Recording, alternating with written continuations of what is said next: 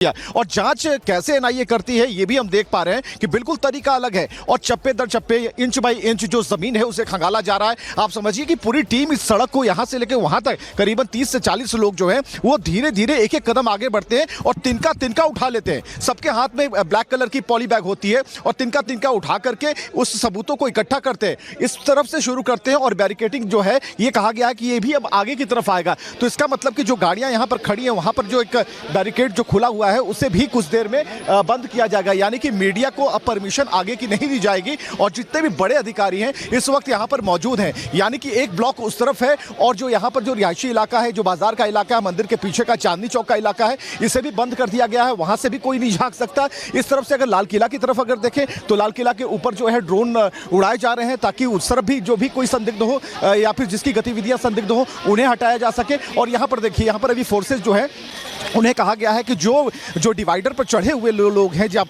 उन्हें तुरंत के तुरंत वहां से हटाया जाए। और इस पूरी तरीके से ये जो कवायद है ये जांच का एक तरीका है। और ये धमाका जो है ये दो जगह से अपने आप में जुड़ता है। पहला है जम्मू कश्मीर का जीएमसी मेडिकल कॉलेज, जहां पर डॉक्टर के भेष में कई सारे आतंकी जिहादी अपनी मानसिकता को आगे बढ़ा रहे थे। और दूसरा है जैश के पोस्टर जिस अस्पताल में लगाए गए जहां से AK-47 जब्त की। ये बहुत बड़े और अहम सवाल खड़े करता है। लेकिन अभी जांच को कैसे और आगे बढ़ाया जाएगा, एनआईए ने कैसे अपनी जांच को आगे बढ़ाने की तैयारी की है, इस रिपोर्ट में आपको विस्तार से समझाते हैं।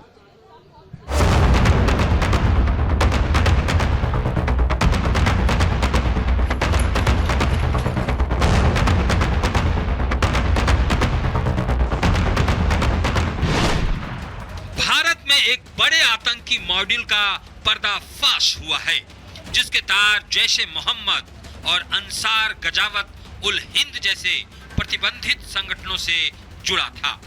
ये module white collar terror ecosystem का हिस्सा है जिसमें शिक्षित डॉक्टरों ने महत्वपूर्ण भूमिका निभाई। आतंक के दो एपी सेंटर।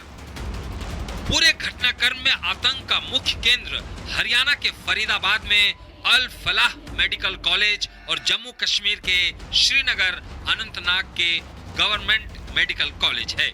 इनसे राइफलें, सैकड़ों किलो विस्फोटक और टाइमर बरामद हुए हैं जो दिल्ली NCR में बड़े हमले की योजना का संकेत साफ साफ देते हैं। डॉक्टर उमर नबी और डॉक्टर आदिल का करीबी कनेक्शन इस नेटवर्क का केंद्र रहा। ये खुलासा 27 अक्टूबर 2025 से शुरू हुई जांच से सामने आया। श्रीनगर में जैश के समर्थन में पोस्टर लगाए गए। सीसीटीवी फुटेज से पता चला कि डॉक्टर आदिल अहमद ने इसे लगाया था। आदिल वहां से भागकर सहारनपुर आ गया और डॉक्टर की भूमिका निभाने लगा। लेकिन खुफिया इनपुट पर सहारनपुर से आदिल की गिरफ्तारी हुई, जिसके बाद जीएमसी अनंतनाग लॉकर से एक AK-47 राइफल, मैगजीन और 83 लाइव राउंड कारतूस बरामद हुए।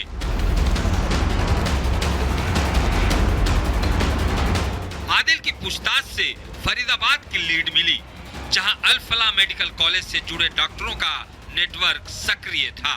डॉक्टर मुजम्मिल शकील, जो पुलवामा का रहने वाला MBBS MD, फरीदाबाद के अल फलाह हॉस्पिटल में डॉक्टर, धौस गांव के किराए के फ्लैट से 360 किलो अमोनिया नाइट्रेट, 20 टाइमर, एक 47 राइफल, पिस्टल और 84 कारतूस, वॉकी टॉकी और सूटकेस बरामद हुआ। मुजम्मिल शकील भी जेम्स के पोस्टर लगाने का आरोपी है। जांच का दायरा बढ़ा तो 2900 किलो से ज्यादा अमोनिया नाइट्रेट बरामद किया गया। आतंक का एक एपिसेंटर हरियाणा के फरीदाबाद में एक्टिव था और दूसरा अनंतनाग से सामने आ रहा है। उमर नबी पुलवामा का रहने वाला है। जैश का आतंकी बताया जा रहा है। श्रीनगर जीएमसी से MD किया और फिलहाल अल फलाह मेडिकल कॉलेज में काम कर रहा था। उमर नबी और आदिल अहमद बेहद करीबी सहयोगी थे। दोनों कश्मीरी मूल के जीएमसी श्रीनगर अनंतनाग से MD पास आउट हैं। आदिल के लॉकर से AK-47 मिलने के बाद पूछताछ से उमर का नाम सामने आया था।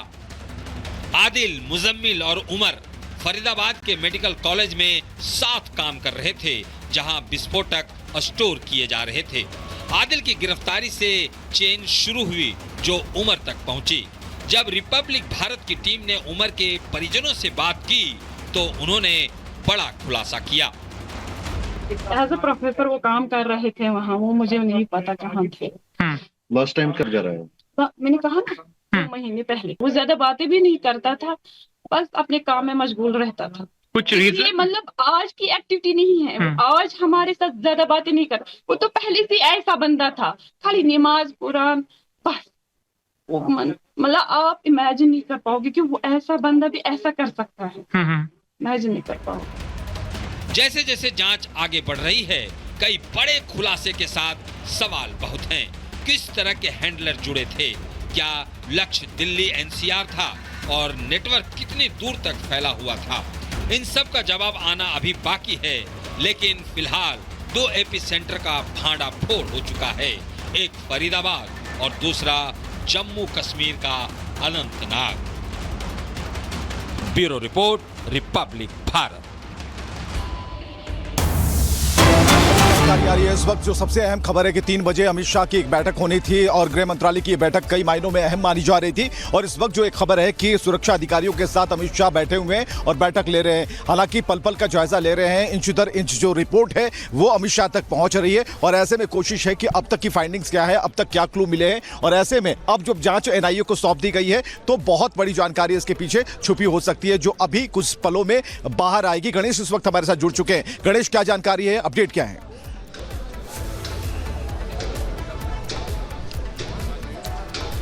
देखिए, करीब 10 मिनट का वक्त बीत चुका है। गृह मंत्री अमित शाह गृह मंत्रालय में पहुंच चुके हैं और यहाँ पर बैठक शुरू हो चुकी है। अब देखिए, पहली बात तो ये समझ लीजिए, बैठक शुरू होने से पहले जिस तरीके से जो ब्लास्ट हुआ था रेड फोर्ट पर, उसकी जांच एनआईए को सौंप दी गई थी। अब पूरे मामले को लेकर सुबह से समझिए बैठकों का दौर सुबह से जारी है। अलग अलग तरीके से किस तरीके से अब तक बैठक के बाद करीबन 2 से 3 घंटे का जो वक्त बीता, उस दौरान क्या कुछ हुआ और सुबह से जिस तरीके से जाँच की जा रही है, उस जाँच के दौरान क्या क्या चीज़ें निकल के आई, क्योंकि देश के अलग अलग हिस्सों में जाँच एजेंसी अपनी जाँच कर रही है। और जिस तरीके से दिल्ली में धमाके हुए, इसको लेकर गृह मंत्री अमित शाह लगातार एक्टिव है। कल ही से एक्टिव हमने देखा। जिस तरीके से घटना घटी तो उसके बाद सबसे पहले वो लोकनायक जयप्रकाश अस्पताल पहुंचते हैं, उसके बाद खुद घटनास्थल पर देर रात ही पहुंच जाते हैं। उसके बाद सुबह से ही बैठकों का दौर शुरू हो जाता है। अब ये दूसरी बैठक शुरू, यहाँ पर तमाम सुरक्षा जांच एजेंसी के जो आला अधिकारी हैं उनके साथ बैठक ले रहे हैं और स्थिति का जायजा ले रहे हैं कि कहाँ तक किस चीज़ को पहुंची है। क्योंकि देखा हमने किस तरीके से जो एनआईए को जांच सौंपी गई, एनआईए की टीम भी घटनास्थल पर पहुंची है। तो यानी एक्ट ऑफ टेरर तो यहाँ पर ये पूरी तरीके से हो चुका। अब देखने वाली बात होगी कि अब अगला कदम इस मामले को लेकर क्या कुछ होगा। और यहाँ पर गृह मंत्रालय में गृह मंत्री अमित शाह अब अधिकारियों के साथ आज दिन की दूसरी सबसे बड़ी बैठक यहाँ पर करते हुए नजर आ रहे हैं। जी बिल्कुल, एक अहम जानकारी आप बिल्कुल। दे रहे हैं कि ये गणेश आपके पास लौटेंगे, लेकिन इस वक्त एक और बड़ी खबर बता दें। लखनऊ में आतंकी घर पर पहुंची है पुलिस और शाहीन के लालबाग वाले घर पर पुलिस दबिश दे रही है। आतंकी शाहीन का भाई भी डॉक्टर है। ये इतने सारे डॉक्टर हैं, लेकिन ये सारे जिहाद के चलते आतंकी बन गए। और सबसे बड़े सवाल इसलिए खड़े हो रहे हैं, ये लेडी आतंकी शाहीन के पिता का नाम शाहिद अहमद है। और देखिए, खुलासे बहुत होने हैं अभी जतिन। बिल्कुल, देखिए, सुबह उमर का नाम जब सामने आया तो उसकी जो माता जी हैं उनको डिटेन किया गया, वहाँ से इलेक्ट्रॉनिक गैजेट्स रिकवर किए गए, उनके 2 भाइयों को डिटेन किया और इन्वेस्टिगेशन की जा रही है। लेकिन जिस तरीके से जैश का महिला विंग खड़ा करना भारत के अंदर, जो शाहीन ने शुरुआत की लखनऊ से, और लखनऊ के बाद वो फरीदाबाद के जो मेडिकल कॉलेज में आई, यहाँ से उसने जो पैरेलल एक विंग खड़ा करना शुरू किया। तो उसके पेरेंट्स इस बारे में क्या कुछ जानते हैं, ये नॉर्मल एसओपी है, लेकिन इन्वेस्टिगेशन जब टेरर हमले की हो रही है तो ये बहुत महत्वपूर्ण है। यही कारण है कि लखनऊ टीम पहुंची और वहां से उनके स्टेटमेंट लिए जा रहे हैं कि कब से आप अपनी बेटी से टच में है, वो किस तरीके की उसकी गतिविधियां रहती थी, बारीक से बारीक चीजें। लेकिन सबसे बड़ा डेवलपमेंट इस केस में ये है। और एक तस्वीर आ रही है, मैं आऊंगा जतिन आपके पास। गौरव इस समय पहुंच गए ग्राउंड पर। बताइए गौरव, बताइए जरा वहां पर क्या हो रहा है, कौन कौन पहुंचा हुआ है, टीम्स क्या कह रही हैं? देखिए, बिल्कुल शाहीन के घर पर जो उसके पिता है वो मौजूद है और शाहीन के पिता ने ही मीडिया से अभी बात करी है। उन्होंने बताया कि जो सुबह रेड हुई थी परवेज के, वो भी शाहीन का ही सगा भाई था, जिसके घर दुबग्गा में जो आज सुबह एक रेड हुई थी एटीएस की, वो और यहाँ पर पुलिस की टीमें पहुंच चुकी हैं उसके पिता से पूछताछ के लिए। और ये तस्वीरें उसके घर की हैं, आपको बता दें लखनऊ स्थित उनका घर है जहाँ पर इनके 3 बच्चे थे शाहीन।